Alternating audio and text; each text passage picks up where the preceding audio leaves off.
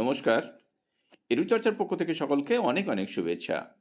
এই মুহূর্তে এসএসকেএমএসকের জন্য একটি বিশাল খবরটি ভালো না মন্দ সেটি পরের ব্যাপার, কিন্তু খবরটি হচ্ছে এই যে এসএসকেএমএসকের গুলো পশ্চিমবঙ্গ রাজ্য শিশু শিক্ষা মিশন সহ পঞ্চায়েত দপ্তরের অধীনে ছিল এবং গত 2020 ডিসেম্বর মাসে তা শিক্ষা দপ্তরে আসে।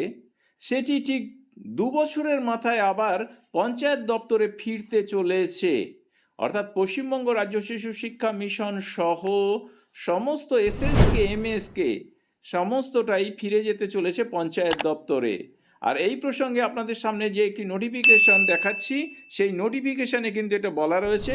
এই নোটিফিকেশান নিয়ে আমি বিস্তারিত আলোচনায় পরের ভিডিওতে আসব। তার আগে আপনাদের একটু শুধু বলে দিই যে স্কুল শিক্ষা দপ্তরের পক্ষ থেকে পঞ্চায়েত দপ্তরে একটি চিঠি দিয়ে জানানো হয়েছে যে transfer of administrative control of SSK and MSK along with all human resources and assets and liabilities from the school education department to the panchayat and rural development department. অর্থাৎ সমস্ত প্রশাসনিক দায় দায়িত্ব এসএসকে এমএসকের সবটাই শিক্ষা দপ্তর থেকে যেতে চলেছে পঞ্চায়েত দপ্তরের অধীনে, অর্থাৎ আগে যে অবস্থায় ছিল সেই অবস্থাতেই যেতে চলেছে। তো আমি আবারও বললাম যে এই নিয়ে আমি বিস্তারিত খবরে আসছি পরের ভিডিওতে।